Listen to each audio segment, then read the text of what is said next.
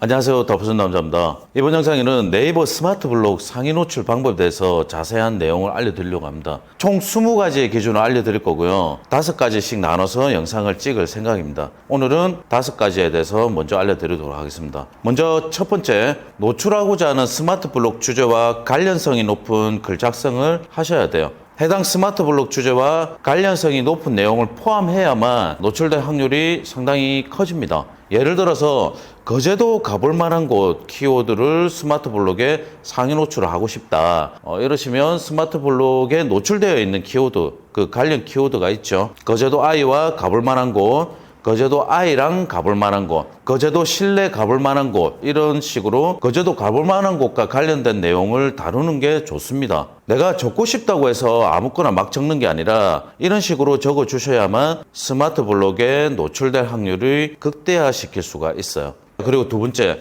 체류 시간이 긴 글을 작성하셔야 돼요. 체류 시간 같은 경우는 그전에도 계속해서 강조를 드렸던 부분이고, 어떤 노직이 바뀌더라도 체류 시간은 항상 상위 노출의 기준에 가장 큰 비중을 차지하고 있었습니다. 블로그 글을 작성하고 나면 초반에 인기글 측정 기간이 생기게 돼요. 다들 한 번쯤은 겪어봤을 겁니다. 처음 순위가 1위로 결정이 되어 있다 하더라도 며칠이 지나면 순위가 뒤바뀔 수가 있는 거예요. 내 글이 1위였는데 분명 사라지는 경우도 있고요. 그리고 순위가 며칠이 지나니 뒤로 밀릴 수가 있다는 겁니다. 체류 시간이 길다는 것은 그만큼 검색자들의 관심을 끌었다라는 증거가 될 수 있어요. 인기글의 조건을 충족한 게 될 수가 있다는 겁니다. 체류 시간이 길어질수록 인기글 반년 기간 후에는 상위 노출될 확률이 현저히 많이 높아질 겁니다. 그래서 검색자들이 오래 머무를 수 있는 글을 작성하는 게 중요하겠죠. 한 가지 팁을 드리자면 img 파일로 만들어서 움짤을 많이 사용하시는데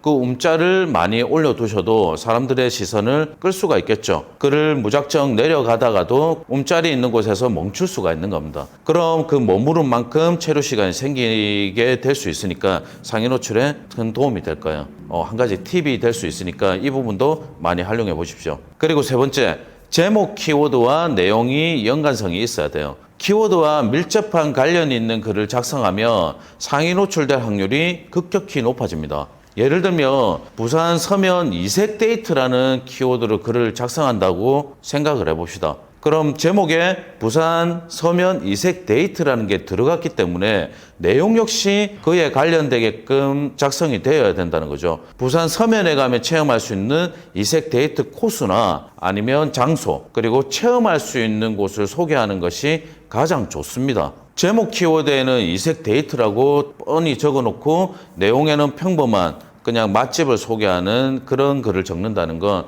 연관성에서 굉장히 낮은 점수를 부여받을 수밖에 없는 거예요. 그럼 당연히 상위 노출에 경쟁에서 밀리게 되는 거고요. 상위 노출은 이런 세밀한 부분에서 많이 갈리게 되는 겁니다. 내가 적고 싶다고 해서 아무런 키워드나 적어서 글을 올린다고 상위 노출이 되는 게 아니라는 거죠. 잘 생각하시고 글 작성하십시오.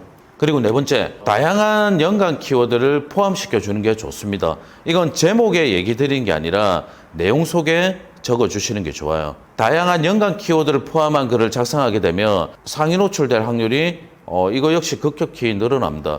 예를 들어서 강원도 동해 여행이라는 글을 작성할 때 제목에 강원도 동해 여행이 들어갔잖아요. 그러면 본문에는 그와 관련된 연관 키워드 아이와 오션뷰, 데이트, 일출 등 이런 다양한 연관 키워드를 포함하는 것이 좋은 겁니다. 그렇다고 작성하는 글 내용과 전혀 관련도 없는데 연관 키워드를 막 가져와서 넣는 건 안 좋은 거예요. 이런 경우가 사업하시는 분들이 많은데 키워드에는 어느 여행 코스를 소개하려고 제목 키워드에 적어놓고 내용 속에는 내 업장을 소개하는 분들도 있어요.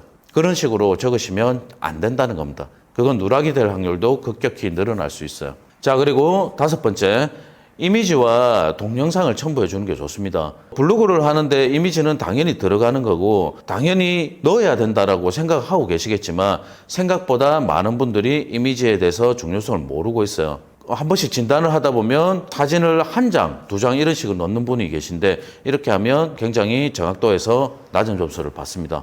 양질의 글이 되기 위해서는 사진수, 동영상이 어느 정도 들어가야 하는 거예요. 특히 동영상을 넣게 되면 블로그 탭 기준에서 10위 안에 내 글이 들어가 있다면 랜덤으로 펼쳐 보이게끔 만들어줘요. 그럼 검색자들이 내 글을 선택할 수 있는 확률이 굉장히 높아지겠죠. 그래서 동영상은 짧더라도 하나씩 넣어주는 게 좋다. 그리고 요즘은 클립이라는 탭이 이제 새로 생겼기 때문에 클립도 많이 활용하는 게 좋습니다. 내 블로그 방문자를 높이는데도 굉장히 큰 도움이 될 거예요. 지금까지 5가지의 스마트 블로그 상위 노출 기준에 대해서 알려드렸는데 다음 영상에서 나눠서 또 15가지의 상위 노출 기준을 더 알려드리도록 하겠습니다. 모두가 블로그로 성공하는 그날까지 함께 하도록 하겠습니다. 자, 그럼 이번 영상 여기까지 하겠습니다. 감사합니다.